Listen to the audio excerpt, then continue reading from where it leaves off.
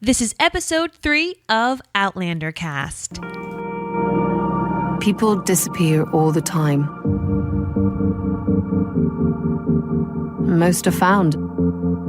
Eventually. Disappearances, after all, have explanations. Usually.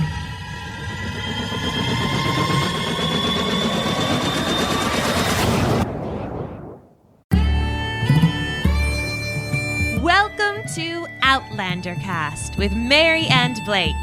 It's a podcast dedicated to the show Outlander on Stars. Sing me a song of a lass that is gone, save of that lass behind. Mary of soul, she sailed on a day over the sea to sky.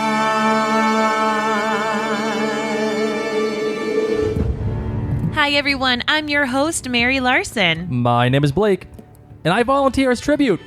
You volunteer as tribute? What do you mean? Did you like how Jamie did that?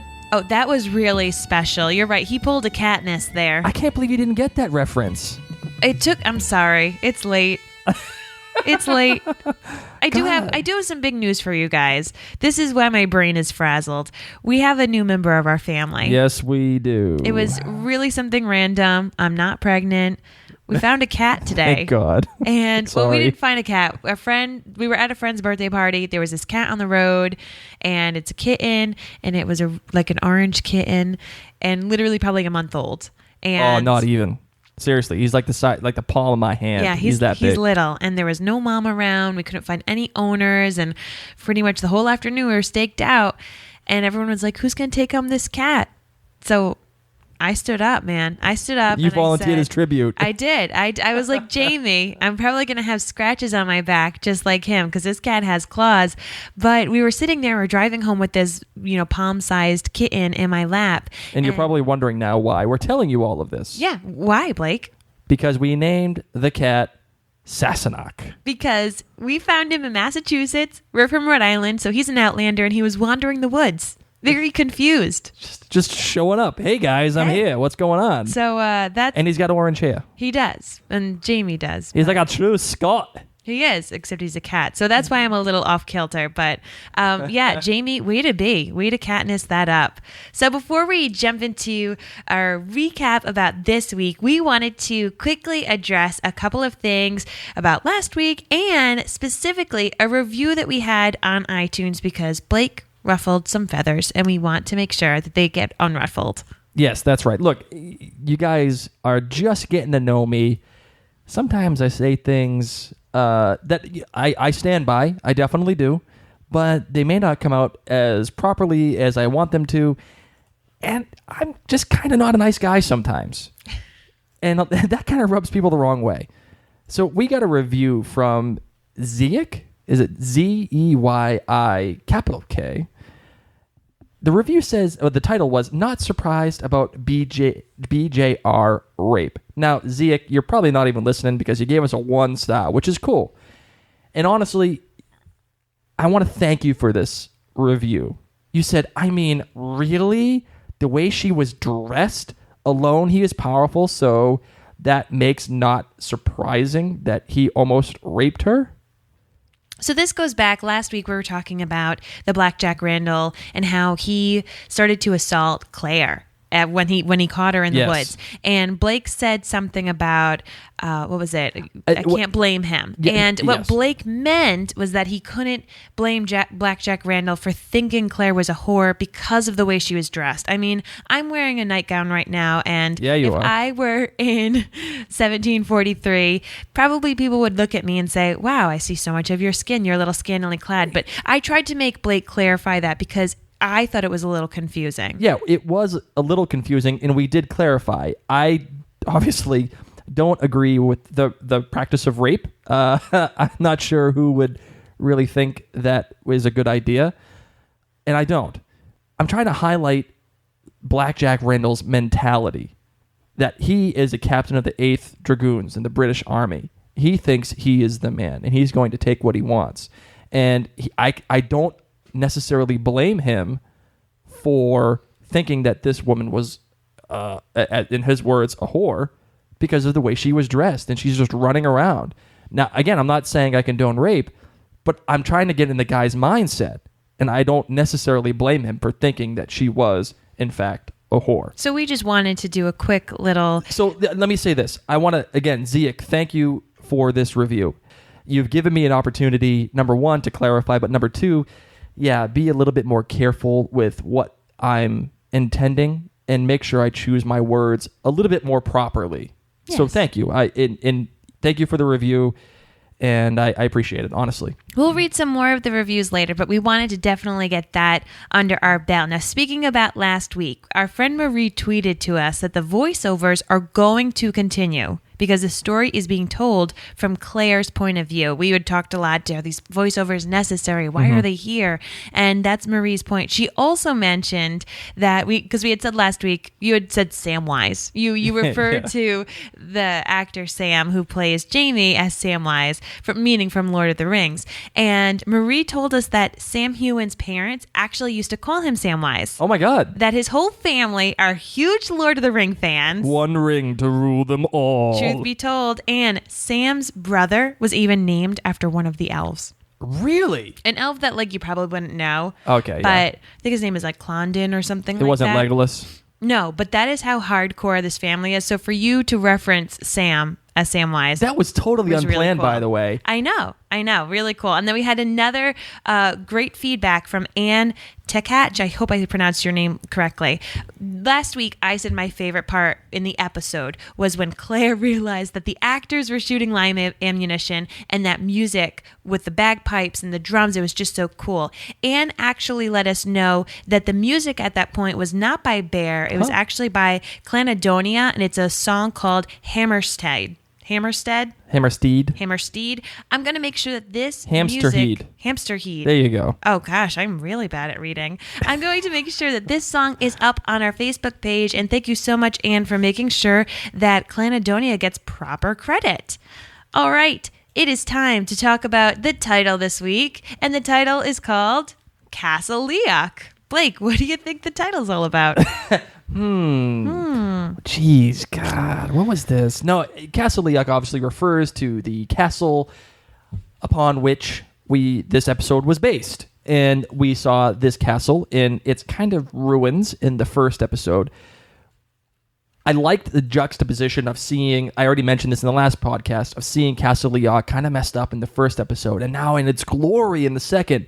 And you see all the great scenes that Claire is now interacting in within the glory of Castle Leoch, but you also see them get intercut with her little, run around in it with Frank or in the pilot. All of that setup finally paid off. You get to see her interacting with all this stuff, and you kind of felt like, oh, this is probably coming back to haunt her, that she's going around and doing some really cool things in this castle. And now it's coming back to haunt her, like she actually has to live it out. She has to live it out, and those conditions look a little nasty. It was really muddy in that castle when they all came home and they're jumping off their horses. And I felt like it would smell like horse crap. Oh, it easily did. I think that's what it was supposed to be kind of showing you, that it probably didn't smell too good. Good salt of the earth, people. And the thing that I did like a voiceover that started this one. Mm-hmm. Claire basically said, I drove to Castle Leoch last time. Now we've just ridden for a few days on horses. I am never going to find my way back. Sure. So is that her resigning to the fact that she is just stuck there, you think? No, I just think, probably this whole time she's been trying to be like Hansel and Gretel, like looking at different trees. Okay, I need to remember that tree so I can find my way back. And she's just been so jumbled up that, she's starting to become a little hopeless. So, it's that final realization, like, holy crap, this is not a dream. I am really here. Like, I am stuck in this place. I freaking drove here yesterday or 2 days ago, however long it was. And now I'm on a horse with hairy Scotsman. Yeah. What am I doing here, You know who comes out as a little ray of sunshine? Who? Mrs. Fitz. Oh, now I was calling this lady Mrs. Patmore the entire time from Downton Abbey. Oh my God, I love Mrs. Padmore. If you are a Downton Abbey fan, Oh, you give know us a who we're shout talking out. about yes, then. She is this lovely little woman who runs the kitchen. Well, she runs out, Mrs. Fitz, and she just loves on Rupert something fierce. Oh, it's like a mother-son relationship almost.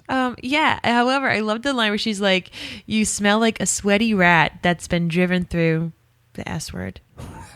Or did she say that to Murtaugh? She might have said, I think she said it to one of them. No, she said it to the second one. Yeah. So And he's like, yeah, come on, give me a kiss then. Yeah, that's who she, yes. So I just thought it was hysterical. I just loved that little line. Yeah, that was great. And then she's so bubbly, giving her little boy some loving. And then she just turns to Claire and she goes, "And what do we have here?" Oh, some serious stank eye Yes. coming from Miss Fitz. Claire gave a really cool stare down, though. She was you didn't know if she was in shock or if she was just trying to hold on to her pride. Yeah, And you she's- see, and this is something that I think Claire gets into trouble with. Not with Mrs. Fitz, but later on in the episode when she is like trying to hold her ground. Mm-hmm. And she's like talking to Dougal, and she's like, "Well, you just better give me an answer on why you follow me around." And Dougal just turned around and was like, "All right, lady, I don't know who you are." And you see it in his face. He's like, "I've literally had it up to my eyeballs with you. I think you are a British spy." And she steps in it. And she steps in it a lot in this episode. Yeah. With the Dougal thing. And then thinking that the kid was Dougal's kid, which was Colum's kid. No, she thought it was Dougal's kid, but it was actually Colum's kid. Yes. And I got an idea on this too, by the way. Save it for your outlandish theory. Well, no, I got like 3 outlandish theories today. That's what it's for. But I'm only going to have one. I'm only going to pick one. Okay. Yeah, but I'm not going to go with the But outlandish theory. basically, Claire, as we got to see, she's a very self-assured young woman. Yeah, and she people she aren't steps used to in it. that. She probably stepped in something on her way inside that castle after all those horses. But I did like that Jamie introduced her. Mm-hmm. Claire was just kind of giving the stare down, and then they go off. And I liked how Mrs. Fitz was like, "We need to find you something to wear, something a bit more." Like Yeah, you're something more to basically wear. wearing nothing. And why do you think that she had that quick turnaround on Claire? I think because Jamie vouched for her. And Jamie said, we pretty much caught her. Dougal wanted to bring her in. So be nice to her. Because she went from like serious side eye. Like, I think she basically invented the side eye. You know what it is? It's girls. Girls in general don't like new girls coming to be part of their club. Mm-hmm. You know what I mean? They're very protective of their guy friends. They're very protective of their boyfriends. And here comes this young woman, boobies sticking out of her dress because she's not wearing a proper corset. Can you just say that again? Half-naked, Say that again. Boobies sticking out of her dress. Thanks. She was high beaming. And so, of course, Mrs. Fitz was like, "Who the heck is this hussy? Like, what is going on here? Yeah, and I'm then not going to be cool with you." The thing that surprised me is that she goes from giving her side eye, thinking that she's a hussy, to all of a sudden being like, "Yo, girl, Jamie's going over there." Well, she probably thought she was some kind of prisoner because they're fighting, so it makes sense. You don't want to trust these people. What really made her change her viewpoint though was when Claire said, "I need to take care of his wounds. I need to make sure it doesn't get infected," aka. and you see Mrs. Fitz give her the look like, "What the hell does infected mean?" Yeah, and then she asks Claire if she's a charmer. Yeah, she's a healer Or from the Beaton clan. Yeah, okay, yeah. And which they reference later on. Colum asks her, right? Yes. Do you think Mrs. Fitz gave her the bit, like gave Colum that information? No, from what you see with Colum later on the episode when he does say, our healer, pretty much our medicine man. He was of the a Beaton clan. Yep, yeah. okay. So I think this clan, they were just really cool, smart medicine people. Yeah. You know those families where like mom's a doctor, dad's a doctor, Oh, yeah. son's a doctor. Like all those Harvard kids, they're all doctors. Yes, all those legacy kids. Basically, like the Beaton clan was like the legacy Harvard medical kids. Okay, I got you. And but one of them, So like they're super smart. yeah, except that guy died. The one who was the So he wasn't. healer for He was like the runt of the group. no, he probably just died. He was the guy. He was the kid that went to Yale. He probably just died because everyone died during this time because they were sick. So this is where you first get your first flashback cut in the hallway. So Claire's being led into Castle Leoch. Yep. And she remembers walking through it with Frank. Now, this is setting the stage for this show. Obviously, we're going to be seeing a lot of different flashbacks, whether it's just a visual glimpse or if we're going to be hearing some audio as well. What did you think about this? Watching Claire walk down, first it was Claire and Frank, then it was Claire and Mrs. Fitz. Yeah, I liked this idea a lot. And not because it was giving us necessarily exposition, but it was giving us the opportunity to remember back to the pilot that, yes, this lady is stuck in the 18th century, but she had a life before this. She's already been here. It reminded me a lot of Christopher Nolan, actually. It reminded me of like how he does those quick cuts, like in Batman. It also reminded me of like The Prestige, how they do those quick cuts. Really, really cool stuff. Almost silent cuts, very quick imagery, just to jar you into thinking, oh yeah, that's right, that she was already here. I wonder, though, how much and how quickly these flashbacks will run out before they have to start making things up. Like that scene when she's being interrogated by Colum at the dinner table, and she's like, "Oh yeah, Frank told me that all you have to do is just tell a lie, but stick to the truth." Yeah. And I was like, come on, dude, that's like way too convenient. Well, how would you have gotten that otherwise? Because as a book reader, I get it. That was not something that they made up necessarily for television, but I want to know, why is that bad? Why was it bad to have this knowledge that Frank had told Claire? Think about it. You make donuts all day. Like, yep. Blake makes donuts for his family business. You come home and you tell me, oh, guess what? I made a new donut. So it would be logical and make sense that Frank, who teaches spies, would come home and say, hey, you want to know something? If you were ever interrogated, the best thing you could do is stick to the truth as much as possible. And that's what Claire did. She thought, all right, where does my family live in France?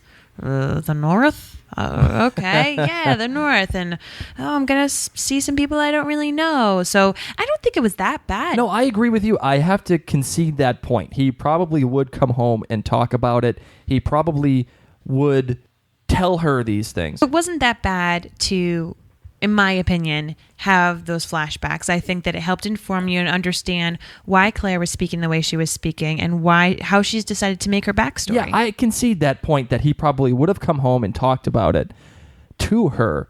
But I also feel like it was just inserted in there just to make that point. It wasn't organic. I'll say that. It wasn't an organic flashback. It just felt like it was copy and pasted. And I thought that it was too convenient. That's what I'm getting at. Oh. You know what I mean? Yeah, I liked it. I'll disagree with you on that. All right. Next scene that we get to is Claire has to go bandage Jamie again. I mean, what a tough gig this girl has. She has to repeatedly take care of this guy's shoulder. So she goes in and she gets to see Jamie's back for the first time. And I thought it looked like the back of gremlins when gremlins get wet and they like make more gremlins. But the best description was by Amy Wilkinson, who wrote that it looked like packaged honey hams from the deli counter at the grocery store. Oh, I know. That's exactly what it looked like. So totally all scarred. And we end up finding out that these scars are from being flogged by actually Black Jack Randall. And twice. Had they done it like right away, he probably would have died. But they did it twice in 1 week. And you get a flashback of Jamie and his sister, and you understand that the redcoats came, Jamie's father is away, and they wanted to attack and assault Jamie's sister Jennifer, and he said, nope, take my body, take me instead of her. They flogged him, but they knocked him out, and she still probably went with Black Jack Randall. Jamie and Jenny. Yep. Like, can you get a little bit more alliteration? You know, like people love alliteration. They must have loved J's back then. Yeah, I don't know. Not? I liked this scene a lot, and God, I love the guy who plays Black Jack Randall, Tobias Menzies. Yes. Tobias Menzies is his name. This guy owns that role. Yeah, owns it. And oh God, he is just. You could just see that condescending, like British nature almost, and you just see him like, and he licks his thumb and he touches her face and then he rubs her lips with it. Like, I can do whatever I want to you. I could flick you in the eyeball right now if I wanted to. just because I could. I hate when people lick their thumb and they rub your face. Like if you have food on your face and they do that, that's nasty. Oh, my mom used to do that, and she used to smoke, so it'd be like all smoky and nasty and gross. You know who he reminded me of too? Have you ever seen the movie The Patriot? He reminded me of the guy that Jason Isaacs played in The Patriot, like the bad British guy. Oh, like that, just that bad attitude. You know what I'm talking about? I do. I'm going to go after your family. I'm going to kill them, and I'm going to get you. Well, he says this is what you get when you fight back against the English. Oh, I mean, he is just tough. And I loved that Jamie never screamed. He didn't cry. I mean, he took that beating seriously. And you felt so bad because poor Jenny.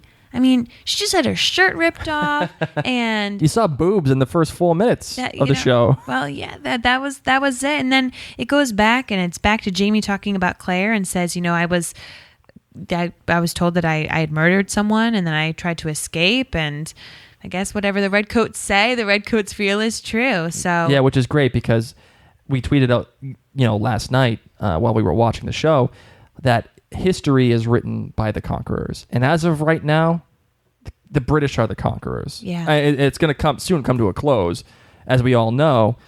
Pride in the USA, but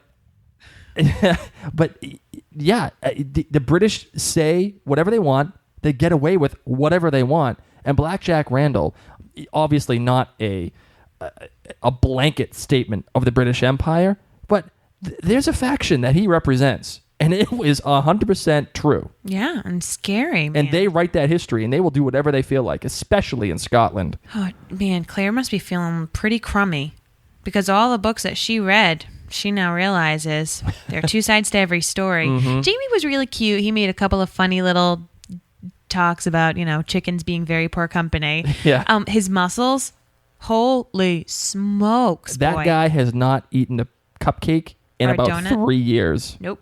As soon as he was like auditioning for this show, he was like, never eating a cupcake again. Nope. I don't think he's eaten a piece of rice. Like that man is all protein all the time. And he eats grass, I guess. His farts must smell bad. So I loved when he said, you're a kind woman with a good touch. Yeah. And your husband is a lucky man. Oh, this was a total power move by Jamie. A total What do you mean? Total power guy move. You can tell that he's in to Claire. Okay. All right, and this is a guy's way of being like, I'm going to test this girl out to see how much she really cares about her husband. And I'm going to initiate this conversation. Oh, so you think that this was like a serious flirtation? Oh, hell yeah. That was serious flirtation. This is all premeditated. Wow. And like, these are old tricks, girl. Come on, man. Don't you know that? No, I'm a girl. I didn't get the boy handbook. Apparently not. This is the guy that plays the best friend to the girl that already has the boyfriend, and is like, oh, I could like get in on this if I really wanted to. Wow. So he has to play all sensitive, and he has to like really compliment the husband. Oh yeah, this is like Well, he ends up total making guy Claire code. cry. Yeah. And it was interesting how instead of saying like, is he dead? Where is your husband? Jamie asks, is he not alive? And Claire thinks about it for like a brief second. And she realizes, yeah. He's not alive. Mm-hmm. Frank is not alive in 1743. And that makes her sob something fierce. And Jamie takes her in his arms and says, you need not be scared of me nor anyone else as long as I'm with you. And I loved, because then she said, well, what about when I'm not with you? And he's like, you can't forget you're English. And here, that's not a pretty thing to be English. But before they had that cute little banter while she's crying and he's holding him, they pull apart. And there was this moment I thought they were going to kiss. I thought so too, and I would have been very upset had that happened. Well, because there's no reason. Yeah. I mean, granted, the sexual attraction is probably there, and Claire's just been through it all. And hey, Jamie's a young, strapping man, but it was like a little weird and inappropriate. Yeah, and I wanted to be like, all right, time out, crying guys. about your husband. Yeah. You might be kissing a little bit. I don't blame him for trying. Okay, I'm gonna get into trouble now. I don't blame Jamie for trying to kiss Claire. I don't blame How him. about trying to give her the eyes that say I would like to kiss you? Because he didn't even go in. It wasn't even like he went. It was like smidge. a 90-10 thing. It was more. It was like a look. It was the look right there. Oh yeah, it was like, look, I'm looking at the mouth to give you the signal that I'm gonna try to kiss you, but Yeah. I don't want to make the commitment quite yet. It's kind of like like it's like when you're trying to hug somebody, like, do you do like pelvis to pelvis, or do you like do butts out hug? I hate hugging. Or that even was which the side equivalent. you go on. That was the equivalent of the butt out hug. Yes. It's That- like awkward. We're doing this, but we don't really know. And I'm glad that they didn't kiss there. Clearly, Jamie and Claire are going to be a thing. They have the attraction is definitely there. Yeah, they're gonna be a thing, and and it's okay to serve the story. I just wonder how long it's gonna last. We'll have to find out. This actually brings up a really good point. For those of you who may be listening to us for the first time, haven't listened to episode 1 of Outlander Cast, we want to just revisit the fact that Blake is a non-book reader. Mm-hmm. I have read the books. This podcast, Outlander Cast, is specifically going to be spoiler-free. We are going to make sure that there are no book spoilers. So if you are coming to this and you have read the book, enjoy, my friends. If you're coming to it and you haven't read the book, enjoy and don't be fearful that we're going to ruin it for you. Yeah, this podcast is about the TV show Outlander. TV show Outlander, not the book Outlander or the however billion books there are. You don't even know because you haven't even read it. Written by Diana Gabaldon. And there's a very specific point why we're doing this podcast. Yeah, it's for the TV show, and we may be doing some reading in the off season. But here is my PSA, my quick PSA before we continue the recap. Blake and I both use the Twitter. So yeah, that's true. Some of you have been tweeting us with some things that are spoilerific.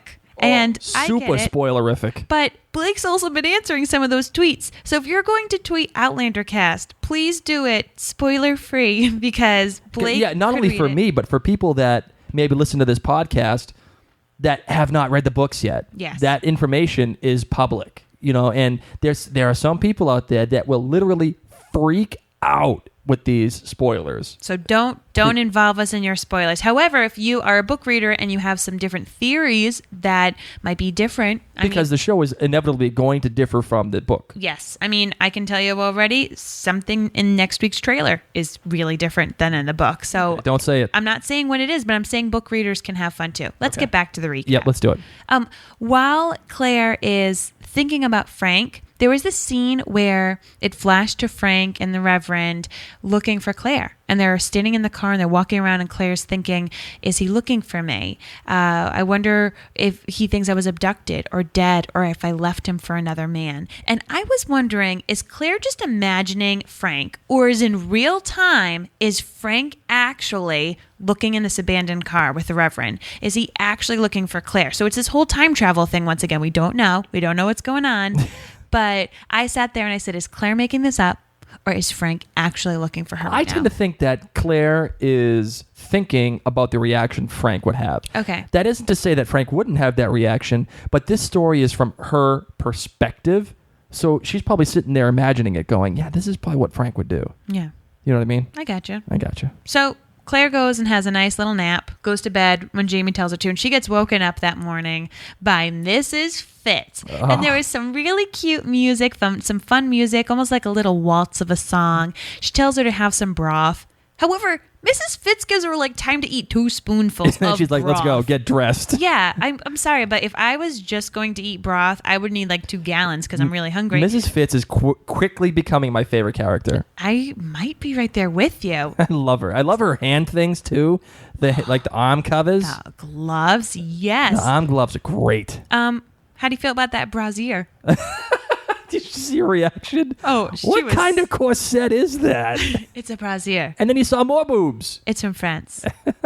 It's from France. 4 boobs in 18 minutes. Hey, well, welcome, gentlemen. Oh, guys, fun fact, by the way, I think 42% of the watchers of Outlander, episode 1, Yep. were male. Really? Swear to God, that's what the reports were saying. So, guys, if you are a gentleman or just a man, maybe you don't think you're a gentleman, you can be like Blake and... I'm definitely not a gentleman. We would love to also hear from you because we have a lot of ladies. Ladies, I love you. I'm right here with you. But when I heard that 42% of the listeners and watchers of Outlander were male, I said we need to talk to some more men. So enjoy the boobs. So layers upon layers upon layers of clothing. Oh my God! Right? Holy smokes! And that bum pillow. Yeah, that was the thing that struck me most was the bum pillow. It kind of looked like a boppy, like what people use when they hold a baby. A boppy pillow, but for your bum. Yeah, the bummy pillow. The badonk. The badonk pillow. I got big butts. I cannot lie. And she must be so hot. Oh my God, right? Wow. I'm all set, but she's you all got dressed. like 42 layers of clothing. You got to look good when you meet Colum MacKenzie, though. I mean, Yeah, I know. he's the laird, and you gotta be straight. And she goes into his room, and he has all these birds, and finds out that it actually is 1743. Now, I took a moment to look at this room. What a gorgeous room! The entire room was like painted, and it had some kind of a mural. I just wish I could have paused it and zoomed in. And the chairs were so ornate; they were beautiful. And Claire realizes that this is decades before the American Revolution. England and France are at war, and one of the hands of the king is on the throne, and she doesn't know which one. And she explains to Colum, because he's like, "Hey, girl, you're hanging out in my castle. Who are you?" And she's like, "Oh, I was almost raped by Black Jack Randall, and I would like to go home now, please." Now, I don't want to keep hopping on these voiceovers, but the voiceover that we got in this particular scene saying, "Oh, if all that exposition of England and France are at war, and I know that all the weapons and everything had to be 18th century," that was all unnecessary. It really was. The one part that was necessary, and what I did like, was like they showed the letter that she was reading, and it said 1743. All of that information of the voiceover was captured in that one letter. I don't know. I wouldn't have known that England and they were at war at that time. But what I'm saying is, it's relevant, but it's not relevant to that. It's not relevant to the scene. It's not relevant to the show at that very moment. Okay. Voiceovers for me, I love them as long as they provide something, an emotional aspect that you cannot get shown on that particular scene. For example, when the scene when she's walking out and she looks at Dougal playing with the kid, she's talking about how it was. She felt like she was on an alien planet. She felt like she was in an alien planet, right? And all these customs, they're familiar to her, but it was like looking at them through a telescope, she only knew them by second nature. That was probably the best voiceover of the entire show so far, in my opinion, because it finally gave her, and it gave the viewer, that kind of panic that she's in, that kind of like, oh my God, dude, this is real, and I have to figure out what I'm going to do here. And that is the voiceover that I'm looking for, not the, by the weapons and by all that. It's nonsense. Colum and Claire have a little stumbling point over each other about sexual assaults and what is a good reason for it. And Claire really kind of sticks it to him. And she's like, is there ever a good reason for rape? Oh, she just owned him in this one. That was awesome. Yeah. And he kind of took a piece of humble pie at that point. He's like, yeah, sorry, that was a bad turn of phrase. What did you think about Colum? I mean, he walks in and his legs, ouch, ouch, ouch. Owie. Like, whoa. Like, I thought it was a distortion in my TV at first, but clearly, obviously, it wasn't. Colum is that kind of guy that I sit there and I look at him, and he's going to be your buddy. And he's going to be your buddy. He's going to tell you that he's your buddy, but he's not your buddy. And clearly, at the end of the show, at the end of this episode, you realize that he's not Claire's buddy. He's not going to be cool with her.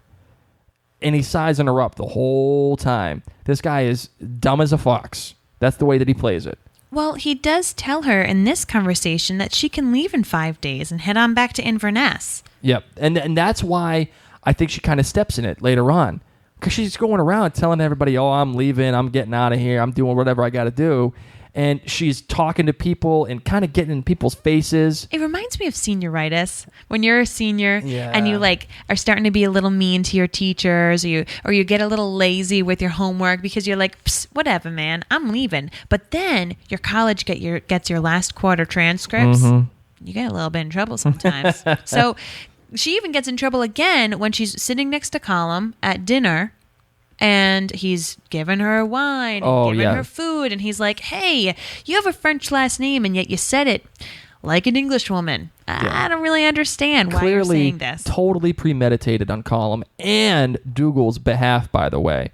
And I that scene when she's walking down the aisle and everybody just stops and looks at her. It's like a bad nightmare. Oh, God. You know, that happened to me. That happened to me in high school. I walked into the bully and my whole food tray went all over her. And literally everyone stopped talking. Everyone just stared at me because here I was literally covering my school bully in spaghetti. And so I felt Claire's pain of being like, I'm awkward. Everyone is looking at me right now. But she got to sit at the head table. Which was great. But again, it was premeditated. And you knew that things were going awry as the answers were coming very slowly and in a way that was clearly made up. And you knew that Colum knew that too. And he knew that she was going to start drinking to like bide her time, to make room for her to think of an answer. And, like, take a sip, you know, and then think, okay, what am I going to say? And then talk. And he just keeps pouring that wine or whatever it was, mead or beer or whatever it was. He's pouring it, and he knows. All I got to do is just keep pouring this, and I'm going to get the truth out of this girl. I loved when she was like, "Oh, hi, Hamish. Hi, I'm Claire." Just desperately trying. Please. Oh, wasn't that fine when you were playing with your dad in the courtyard? And he's like, "What are you talking about?" Wah, she's like, "Your wah. dad, Dougal." Oops. I'm the heir. Oh, excuse you, Hamish. I wonder. Okay, with Colum's legs like the way they are, I wonder if he's actually capable of getting it on. Oh, I don't know. Right? Okay, and if he's not capable of getting it on, is Claire that far off where Dougal may be the dad? I mean, we may have to do a little Google later this week about this condition that he has. Correct. What I'm saying is, the way that Dougal looked at it, it clearly could be conveyed as, dude, that's not my kid. Or it could be conveyed like, hey, shut the hell up, that's my kid, but we're saying it's Colum's kid because he isn't capable of getting it on. Oof. Whatever it was an awkward That's one of moment. my outlandish theories of the week. Okay, I can roll with that. But that's not my main one. I'm just going with that. You know what else was awkward? What's that? When Claire was asking about Mr. McTavish. Oh, and nobody knew his name? They're like, what? Who's Mr. McTavish? What are you talking about? It's Jamie. So Claire, of course, excuses herself because she's a drunk. She's hammered. Goodness. Hey, here's an idea. When you get hammered, don't talk. Just shut up. Seriously. And then don't miss breakfast with Mrs. Patmore the next morning. Oh, she was hungover and she should have eaten. Oh, my God. What are you doing? Instead, she goes and she makes a little picnic for Jamie because that's what, we should do. When you're hungover, especially. Yeah. Heads on over to the stables.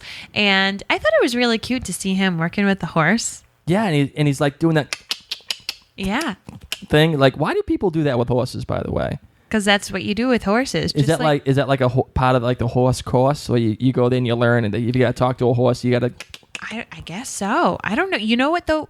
As she was walking there, did you know she had a little friend following her around? No.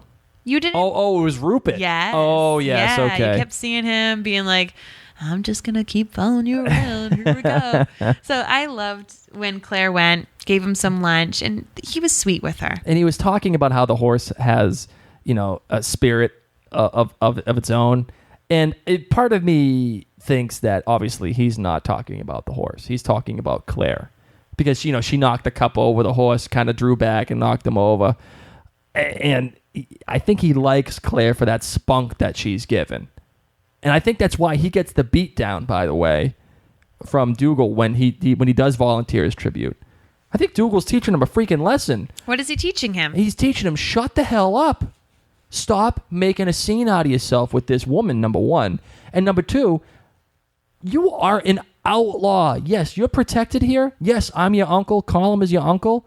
But if word gets out, even Jamie was saying it himself. Yeah, that he has a huge price on his head that is worth like a farm, like whatever a farm makes in a year. Yeah, like there are people on the outskirts of the castle that would give him up to the British.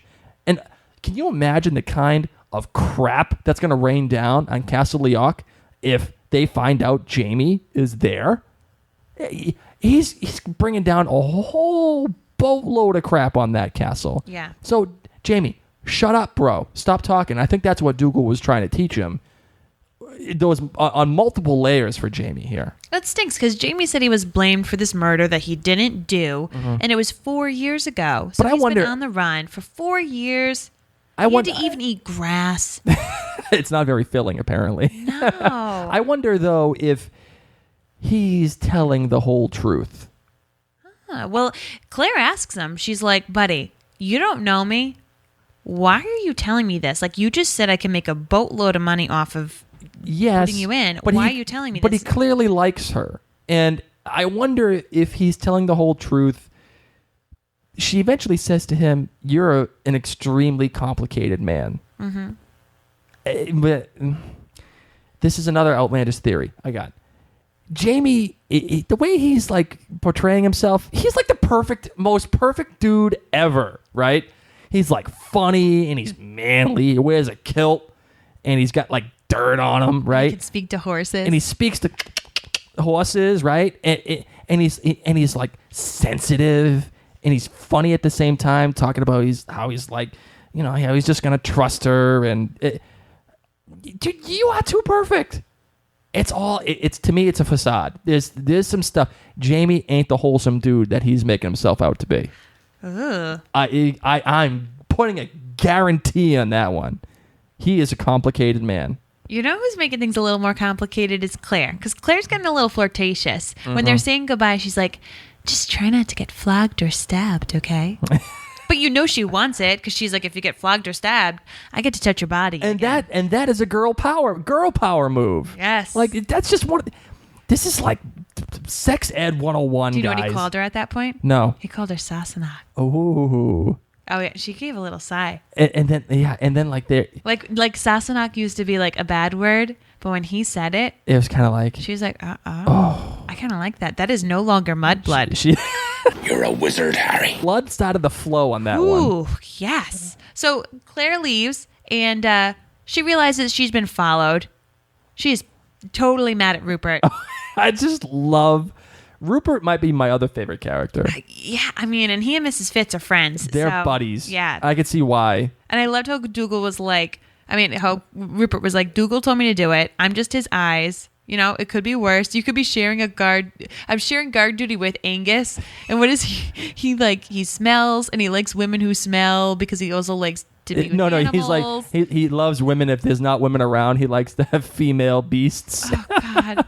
What a funny young man. And she's like, yeah, well, they'll shower then. He's like, yeah, well, that'll be new. And this is where Claire gets pretty ballsy, and she runs up to Dougal, Mm-hmm. and she's like, "Hey, why do you think I'm an English spy?" And I deserve an answer. yeah, she's like, You like my way too British girl ballsy. accent again? Yeah. I'm going to do that at least once a podcast, by the way. Okay. It's just so everybody knows. I don't know if I'm going to like imitate it. Claire as much as I can. And I like how she's like, well, I hope they have lots to report to you for the next 4 days. And I felt like she needed to take her hand, put it on her nose, wave it, and stick out her tongue and say, na na na na na. No, what she needed to do was take her foot and put it in her mouth as fast as she could. Mm-hmm. Dude, why are you trying to shove it in this guy's face? Yeah, he was like, what do you mean? She's like, oh, I'm leaving with Mr. Petrie on Saturday. She basically lands out the entire thing. I am leaving I know. with Mr. Petrie on Saturday. Oh, you'd think that your brother told... No, hold on. Oh, you'd think that your brother told you. Like, what? Why are you antagonizing this guy? Because it's Claire. And that's why she gets into trouble. Yep. She made her own bed at this point. She's pissing off people. Her mouth is writing checks her body can't cash. She felt so cool that she like took a little nap or whatever, and she's getting dressed and she's like, oh, I'm going to be so boring. And she's humming a cute little tune from the 40s. Yes, I love... 1940s. Yeah. Not the 1740s. Not 1740s. And then jazz music came over, like, Yeah, a good hint. Not over the castle, but in her head. And she's out like picking mushrooms and hanging out with the sheep. And you hear like some little trumpet go on, and she is just feeling it. You can tell she's like, in 4 days, I'm going to be back in the 1940s. I'm going to be listening to that jazz in real life, and I'm going to be away from Dougal. And it was a great reminder, too, that this woman definitely is not of this time. Yeah. She's thinking of this stuff. And it's a subtle hint. It wasn't in your face. A great opportunity for character development. Yeah. She bumps into Geillis Duncan. And I loved Geillis. She was like, oh, you're getting those mushrooms. Are you going to plan on doing away with your husband? If it works, I'm going to use it on mine. And she says, I I know how to give people abortions if they eat these little flowers. Some people think I'm a witch. And Claire asks her, she's like, are you? And she's like, hardly. But come visit me sometime because I have potions and medicinals. So, but I'll see you later tonight in the hall. I also know how to turn a dove into a toad. Or something. Yeah. It's something like that. Yeah. So she ends up seeing her later that night in the hall. Claire has this beautiful choker all of a sudden and earrings. Oh, I know. Like that was actually, can you wear a choker more often? Because that was kind of smoking hot. Chokers were really in like the 90s. Yeah. Yeah. And they're not in yet. But the 90s have been coming back. So I bet you by like 2016, chokers are going to be back in. Yeah. So anyway, it's a grand forum. People come up and they express their problems and Colum fixes it. And this is when Claire figured out what syndrome he had and what his condition actually is. And she knows that boyfriend is living he on has the borrowed time. Toulouse-Lautrec syndrome. Yeah. Which it affects the muscles and the bones and how they connect, the connective tissue. Yeah. And he looks like he's a horse walking. Geillis interprets what the villagers are saying. They have a grand time. And then a father brings in a young woman. And Mrs. Fitz looks a little nervous and accuses her of having loose behavior. What do you think actually happened? What would be loose behavior? I'll tell you what was loose behavior. Okay, watch yourself. Never mind.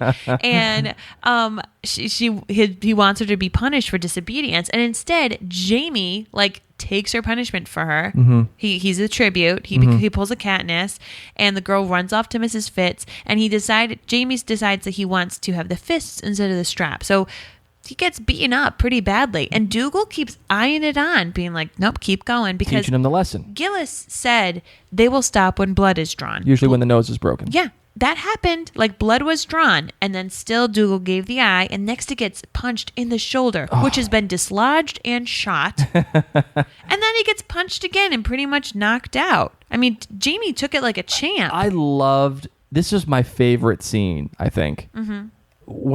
When Rupert is sitting there looking at Jamie and he's like, bro, this is going to suck. I'm sorry. And it's going to hurt, but we're still going to be cool after this, right? Oh my God, he's so awkward. And I felt so bad for him as Dougal's telling him to keep going. And he's looking back like, you got to be kidding me. I've been pummeling this guy and you want me to keep going? I loved his whole facial expression, this entire thing. The character drama between Dougal, Rupert, and Jamie. Nothing had to be said. Nope. You can see the whole scene play out. No Claire voiceover was needed. I loved at the end when Jamie does a little bow for Colum, and then he nothing gives for Dougal. eyes. No, he gave evil eye. He gave some stank eye that he learned from Mrs. Fitz. he gave Dougal some serious stank eye. Yeah, and that's gonna be a problem. And then Claire goes to mend him again. Oh, poor Jamie. You got beaten up again. Just touch my glistening muscles over and over again, She's will like, you? why would you do that? Why the heck did you just get beaten up? And he says, if Leah had been beaten, she would have been shamed, and it would have been really, really long for her to get over it because everyone else would have seen her been beaten. It's easier for me. He's basically being like, I get beaten up all the time anyway. Nobody here really likes me. Yeah. So I don't care. Yeah, and I understand the reasoning behind why he did it and why he said it. Part of me, however, thinks that he saw Claire at the hall, right? Before all this stuff happened. And he may not have known what was going to happen, but when it was announced that this girl for loose behavior was going to be punished and he had the opportunity to take the punishment, I feel like he did it for Claire. Did he want to be touched again by Claire, or did he want to flex his muscles? Well, a little bit of all of the above. Okay. I think he wanted to be touched by Claire again. He wanted to create a scenario where he was going to be touched by her. And then also, too, he wanted to prove to her that he could take a pounding. And that he would do anything to protect her. And you see, and okay, and maybe I'm talking out of my butt. Okay, fine. But you see, as he's walking by with his buddy, you see him look at Claire look what I just did. I thought it was a look of, hey, can you please meet me downstairs? I'm hurting. Please? Okay, 5 minutes? Okay, you know what? Keep it simple, stupid. You're probably right. Okay. She tells him while she's fixing him up, she's like, oh, by the way, I'm leaving tomorrow, so you're going to want to fix your bandages. I'm going with Mr. Petrie. Mm-hmm. Tell everybody I'm leaving. Claire, keep talking, girl. Keep talking. Love it. Yes, and Jamie seems a little bummed. Yeah. He seems a little bummed, and he's like, all right, I guess this is goodbye. And then Leah comes in and cock blocks this. Oh, yeah. Because they're about to say like goodbye or whatever, and she comes in obviously to probably say thank you for taking a beating for me. No, she's gonna do more than saying thank you. Well, hey, girlfriend has a loose reputation, so who knows? But she's standing there, and it's kind of this awkward. You could see Jamie. He's like looking at her like, really, girl? Can you just give me a minute? And Claire doesn't care because Claire's mind is like, once again, I'm leaving tomorrow with Mr. Petrie. Have a great day. Fix your bandages. See ya, suckers. I'm going to go see live jazz. Peace out. Yeah, that's really what's going on. So I thought that was a fun little scene to see because Jamie was a little bummed. Yep. I can see why. I can see why he'd be bummed. This girl here, she's a lot like him. She just doesn't take crap, and nobody likes her in this area. Everyone thinks that she's a spy. Yeah. And nobody likes Jamie, really, except for his buddies that surround him. They're like basically the same person. So Claire gets a wonderful basket of food from Mrs. Fitz, and you could tell Mrs. Fitz is like really pumped. She's like, here you go. The cheese will last you a week. And Claire's all dressed up. She's got her little scarf on, and Colum wants to see her. She is like, oh, crap. Mr. Petrie's here. She's like, Mr. Petrie, I'll be back in 5 minutes. Don't leave without me. Hold on to my cheese. And she says, why does he need to see me? And Dougal says, it doesn't matter. Dougal. Just show up and do what I'm telling you.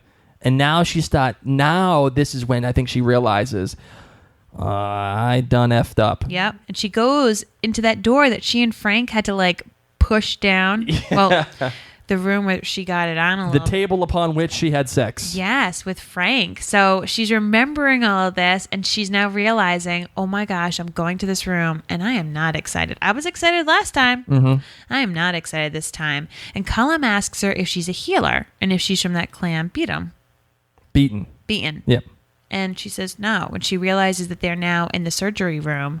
And she keeps having flashbacks to what it was like the last time she was there with Frank. A little bit different this time, girl. Oh, yeah. I don't think Colum's going down on you now. Nope.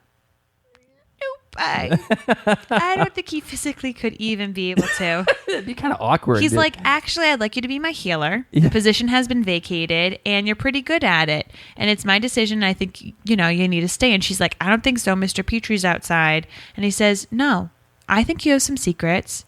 Until I'm okay with it, until I'm cool with you leaving, you're going to stay here as my guest. And she says, you mean as your prisoner? And it made me feel like Belle with Beauty and the Beast when he he locks her in her door because he's trying to have dinner, and she's like, I don't want to do dinner with you. And he's like, fine, then stop. And he like slams the door in her face, and she flops on her bed and cries. I really felt like Claire was Belle in this. His reply was phenomenal. It was, only if you try to leave. Oh, when she asks, I'm your prisoner? Yeah. And it's like, it said so much more than what it was. Yep. And then they shut the door like she's locked in there. She wasn't locked in. No, but they closed her in, so it felt They closed her in, and it felt that way. And if she does try to leave, no matter what, she's a prisoner. If she leaves that room, she's a prisoner. If she leaves that castle, she's a prisoner. No matter what, she's stuck there. And she starts to cry. And I wrote down, she's crying because her cheese is outside and Mr. Petrie is driving away. It's going to go bad in a week. Do you think it was Brie? Mr. Petrie will not be back in a week. He probably comes like once a month. Yeah, that's what he said. Yeah, that cheese is not going to be good. Oh, that cheese is going to be gross. Yeah, sorry about that. Well, there was some pretty flute playing in the end. And then there was a coming up next week, which we're not even going to get into that. Nah, there was don't bother. Some crazy stuff. All right, so what do you say? Let's jump into the listener feedback. Let's do it. Suzanne M. tweeted out to us, poor Jenny. Never even had a line in this episode, but we got to see your boobs. Jenny, that is what you are known for right now. Booby Jenny. Aww. Gannon Carr says, watching episode 102 on Outlander again, because there is no such thing as too much shirtless Jamie. Oh, that or Jacob in Twilight. Same dude, basically. No shirt. No shirt. Never. Don't need a shirt for anything. Megan tweets out, much of the show is as she imagined. It's like viewing old home movies, seeing her memories on the TV. And I thought this was phenomenal. It probably, for book readers, it must feel like a home movie, right? It's like all that old familiar stuff. You know all the names. You know all the people. Your friends. You're reliving like great old memories. Looking in a yearbook. Yep. Stacy M tweets out, I really wish my dear son would fall asleep.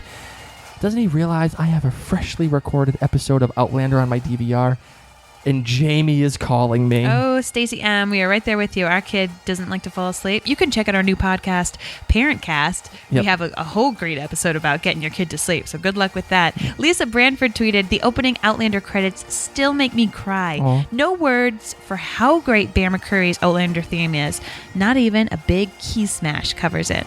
That's right, girl. I love Bear McCreary, although I think I like Michael Giacchino a little bit more still. He's phenomenal. The guy who composed all of Lost.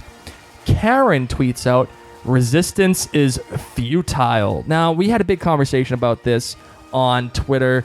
The reason why I'm putting this on here is because she quoted the Borg on Star Trek in reference to Outlander.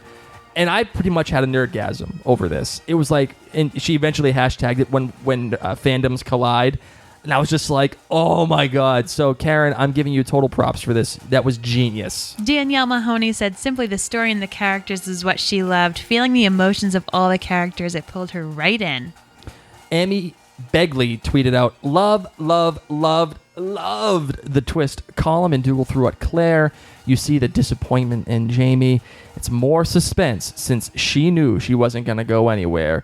It was bros cruelty. Oh, yeah, they were tag teaming that. Deb TX said that she may want to leave the 17th century, but she does not want to leave Jamie. Oh, who would? He like I said last podcast, he is dreamy. I wouldn't want to leave that cheese. Sounded really good. That guy, I'm telling you, something ain't right about Jamie. He ain't what he says he is. I keep reading. Amy tweets out, I think she wants to leave, but who wouldn't in her situation? She was torn away from her husband and tossed around in time. And Amy, thank you. Thank you for giving us this perspective. Because we're so caught up in this whole Claire Jamie thing that you forget that she's kind of in love with Frank back home. She does have a husband. She does have these feelings for him. And I'm already getting this Team Jamie, Team Frank feeling, like kind of like Twilight, Team Edward, Team Jacob. And right now, I'm on Team Frank, bro. Well, that's her husband. I'm total Team Frank. Frank didn't do anything to deserve the crap that she's going to go through right now. I just feel bad for Claire. I mean, I would just want to get home for the indoor plumbing. That place looks like it smells bad. And cheese that lasts more than a week. Miriam Milikistan says that she loves hearing lines from the book. It makes her really happy. So kind of in line with what our friend... Megan. Yeah, Megan. That a girl. Yes, Miriam and Megan. You guys are really happy that the lines from the books are finally on the screen. More alliteration, by the way. Mary and Megan and Jamie and Jenny. Hey, there you go. They might be related. It's like a theme this episode. Emmy Rivera said, Jamie, dude, you must be a masochist. Ouch. Yeah. He likes to take a beating. Jennifer Boyum loved the show tonight. Bravo has the musical direction and costumes. Knit gloves, a.k.a. arm warmers, will be in season this year. And I am so right there with you. Blake even agrees. Blake noticed the knit gloves. Honestly, I didn't know that was in there, so we are like totally on the same level here, Jennifer. Yeah. Shannon Crawford tweets, anybody else heart go out thump when Jamie squatted down to talk to Claire in the barn?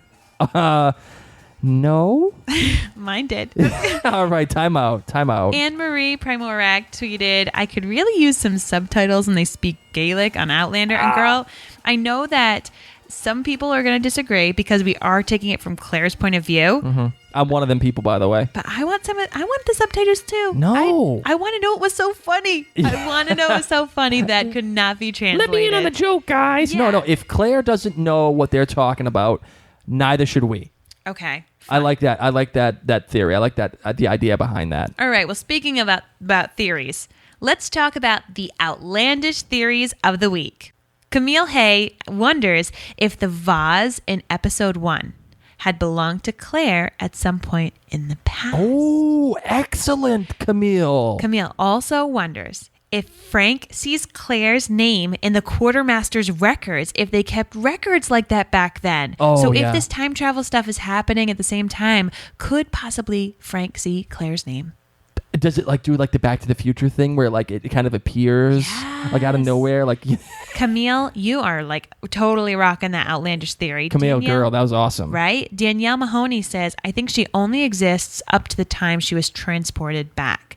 Then she became her own ancestor. No conventional rules apply. So Danielle, that's her take on time travel. Wow, yeah. I would agree with that to an extent because, okay, let's say, correct, that she only exists, she does become her own ancestor, she gets transported back and her body exists in that time. But the problem that you have then is that she's stuck in a constant loop. She becomes her own ancestor. Great. Then she gets born. She lives her time until she gets transported back again. Becomes her own ancestor. Is it kind of like sea monkeys? I feel like that's what sea monkeys do. No, it's kind of like Groundhog Day. Oh. That's what I'm talking about, but on a much larger scale. Gotcha. You know what I'm talking about? Blake, what is your outlandish theory of the week? All right, my outlandish theory of the week is this. I kind of got two. I'm just going to go with two. First off, Claire's got to get out of Castle Leoch. There's too many things happening around her. There are too many people gunning after her. And guess who's going to get her out of Castle Leoch? Who? Jamie. Oh, there you go. Jamie's going to get this girl out of there. And he's got to get her out of there. Just story-wise, they got to get her out. They got to get her off of that castle because it's too dangerous for her. Someone's going to find out. Someone's going to figure out that she is not who she says she is. They may not figure out the time travel thing, but those lies are going to catch up to her. But my main outlandish theory of the week, that girl Geillis, the one that says she's the witch. Okay. Yes. Okay. All right. This is my idea. She is an ancestor to the lady that was doing the dance, the druid dance. Oh. She's an ancestor to that lady, right? Okay. And we know she was doing the tea leaves and all this other stuff.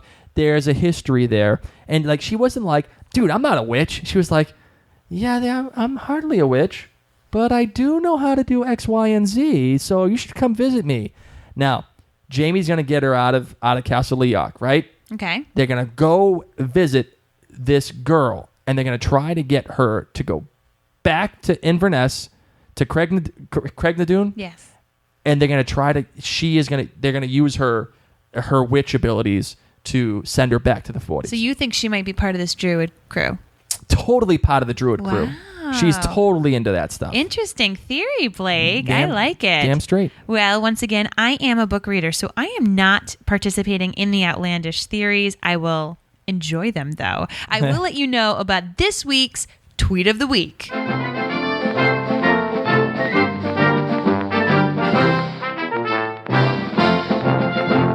This week's Tweet of the Week comes from at Gotta Go Soon. Yes. She said that she is missing her favorite cousin's wedding and high school reunion, but at least Starz Outlander, the Outlander show on Starz, is on. And I love these hashtags. She has hashtag priorities confused and then hashtag hope they post a lot of pics. So I hope that they did post a lot of pics, but I hope that the episode was worth it. I think this was an awesome episode. Hope you had fun. Great job. Thanks.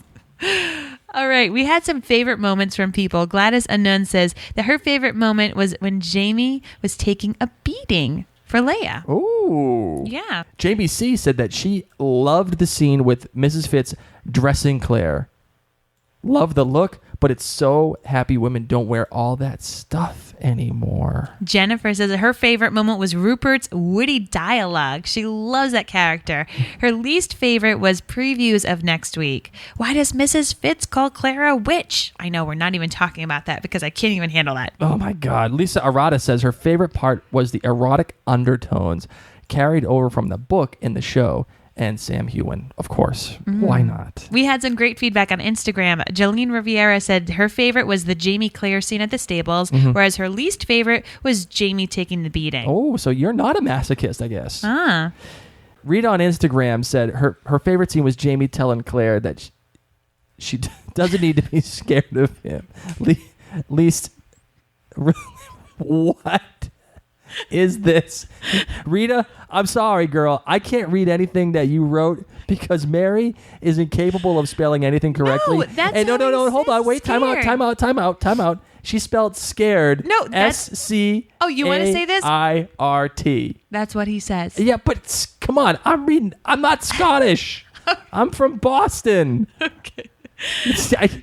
And as I'm reading the thing, she's changing the document in Google Drive as I'm reading it, so I can't keep up with it. Blake obviously could not have actually read the Outlander books because he would not have understood what any of the Highlanders said. What are we talking about here? Just you say the words and they sound the same. Okay. Rita. Her favorite scene was Jamie telling Claire she doesn't need to be scared of him. Least anything related to Lee. Yeah. What? Leah? You won't be able to call her name if I show you how it's spelled. The girl that was supposed to be beaten. Okay? Oh, okay. All right. Okay, let me just... Whew, okay. that's Rita, girl. I'm Blake could never sorry. read these books. Blake is basically saying that Rita on Instagram said she loved when Jamie told Claire, you don't need to be scared of me, and her least favorite was anything with the blonde girl. You need to like do a better job with this. Blake, I just need to know that you can't read anything that has a Scottish lilt. That's basically what it comes down to. My goodness. Guys, great news. In case you haven't heard, after just one episode, Starz has decided that there will be a season 2 of Outlander. Excellent. So you can be pumped and tell all of your friends who aren't fans of the show that they need to watch it. Now, speaking of loving the show, we got some feedback about our podcast. A dram of Outlander said that she loves Blake's untainted view, that it's very refreshing and hearing it through his filter is eye-opening. Outlander Dreaming said Blake is now an Outlander. Ooh, I Yeah. like this. Lisa Mayo said that her only complaint of the show is waiting a week for another episode. She waited 2 decades to see Outlander, and this is perfect. We also got some great voicemails that we want you to hear. I am in love with Outlander. Cannot wait to watch the whole series in one fell swoop. Cannot love Outlander any more than I already do. Girl, I am right there with you. I think that she believes she cannot leave the 18th century and that she is a prisoner. She has no reason to think anything else, given the details that have occurred to her. Personally, if I were in Claire's situation right now, I wouldn't be too happy. If I was in Claire's situation a few episodes from now, it might be a different story. Thank you for calling in, guys. I want to make sure that when you call in next time, just say your name and where you're from, just so we can actually give you credit to whoever is calling. And it's not that we don't appreciate these voicemails. We definitely do. We just want to give you the proper credit. That's all. So tell us your name, where you're from, and keep your feedback to a minute or less so that way we can put it up on the show. Yep. As we always have said, we love ratings and reviews on iTunes. So we got some great reviews this week that we'd love to tell you about. Mm-hmm. One of them is Brooklyn JC. She said she's a longtime fan of the Outlander series, but she loves the format of our podcast and hearing our theories, especially from Blake, who is only watching the show. You both are great hosts, and I look forward to listening each week after each new episode. Thank you. Everyone, thank you so incredibly much for tuning into this week's Outlander cast. It has been such a pleasure rehashing this episode with you, tweeting during the show and throughout the entire week. Talking about boobs and cheese. Yes. If you would like to get in contact with us, there are many ways. You can first find us on our website. It is outlandercast.com. And I really want to push you guys. If you don't have iTunes, a lot of people said that they don't have iTunes or that their tablet doesn't allow it. You can listen to our episodes on outlandercast.com. Straight off the website. We have a player embedded into the post. So if you have any friends who are a fan of the show and they don't have iTunes, tell them just to go to outlandercast.com. You can also catch us on Facebook at facebook.com/OutlanderCast. We love tweeting with you, so join in the conversation. Our Twitter handle is OutlanderCast. Get us on the email machine too at outlandercast@gmail.com. And you can also get us on the hotline. We love those voicemails. Like I said, make sure you get your name and where you're from just so we can give you the proper credit. You can call us at 503-454-6730. And last but certainly not least, please share the love on iTunes. This is how more people find out about Outlander Cast. Remember, our show is all about the show. We are spoiler free, and we want to make sure that new fans, old fans, all fans of Outlander get to find us. So head on over to iTunes. Don't just give us a star, but make sure you write in a little something. Give us something to read on air because we love you guys. We want to call you out. That's right. We want to give you a little heads up. And if you don't like what you're hearing from us, or you want to hear more stuff from the book, more comparisons, Go visit the other podcasts that are dedicated to Outlander. Go listen to the Scott and the Sassenach. Those guys talk about themes and really breaking down the story, how to really get involved in the Outlander story. Phenomenal stuff. And then you also have the Outlander podcast. Listen to them. They love discussing the books. They were like madly in love with them, and they're really smart in regards to the books. So please go listen to them. I'm sure they'll catch stuff that we miss, and they'll think of things because they're probably way smarter than me. And just listen to them, rate and review them too. Please do that. We're all one big family, and we want to make sure we all do well and give you the best product we can. Thanks again for chatting with us over Twitter this week and joining in the conversation. I love chatting with you guys. Blake does too. Let's just keep it spoiler free. Once again, I'm Mary. My name is Blake. And thanks for listening to Outlander Cast.